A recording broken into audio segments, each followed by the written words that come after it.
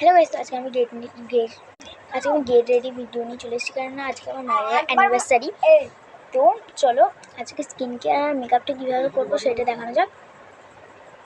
একবার মনে হচ্ছে ছোট এটা, একবার মনে হচ্ছে এইটা পরে, একবার মনে হচ্ছে ওইটা পরে, একবার মনে হচ্ছে এটা ঠিক আছে। আজকে হালকা পাতলা ড্রেস পরেছি, বিকালবেলা পরে যাবো। এই পিঙ্ক ড্রেসটা ভিডিওতে অনেক দেখেছো। আগের থেকে আমার গ্লোটা অনেক কি দিচ্ছি, কিন্তু ফিল্টার লাগাইনি। যখন নেল পালিশ পরবো তখনই ফিল্টার লাগাতে পারি। কতটা গ্লো করছে আগে থেকে। ফেস ওয়াশটা আমার শেষ হয়ে গেছে বলে আমি দেখাতে পারছি না, ওটা ফেলে দেওয়া হয়েছে কুর্তিটা।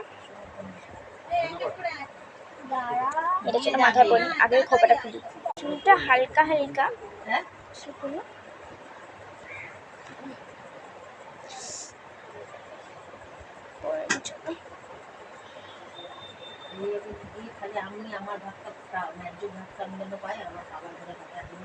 চলো স্কিন কেয়ারের প্রোডাক্টগুলো বের বেশি কিছু নেই, আমি ছোটোবেলায় কিছুটা করতে পারি।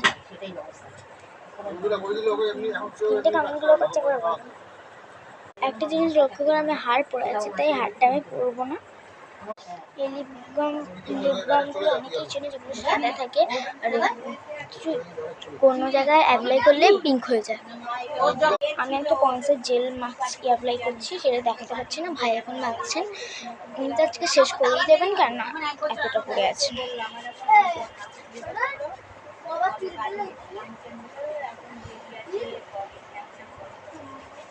এখন সাইনমেন্ট বন্ধ আছে, এরা কর্পোরেশনে না আসলে কোনো কাজ পাবে না। আর খালি একটা প্রোডাক্ট আমার বড়দের এই লিপস্টিকটা নিয়েছি, পিঙ্কের মধ্যে পড়ে। ডাকবেন ছোটলালকে, কত বলে বলবেন, তারপরে আমি বলবো, বুঝছেন? গালেও দিয়ে দিয়েছি, কালকে বলবো। পুরো একেবারে অ্যাপ্লাই করেই দেখা যাক।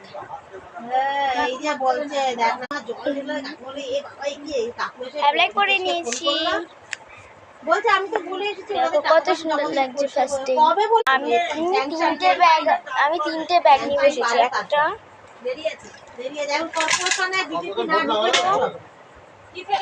কিছু পরেনি, তিনটে চারটে। লিপস্টিকটা করলে আরো সুন্দর লাগে। আর একটুখানি বোরোলিন অ্যাপ্লাই করে নিচ্ছি, ঠোঁটের জন্য বোরোলিন খুবই ভালো। একবারে লিপস্টিক পরে আসছি, একেবারে চুলটা ঠিক করেই আসি।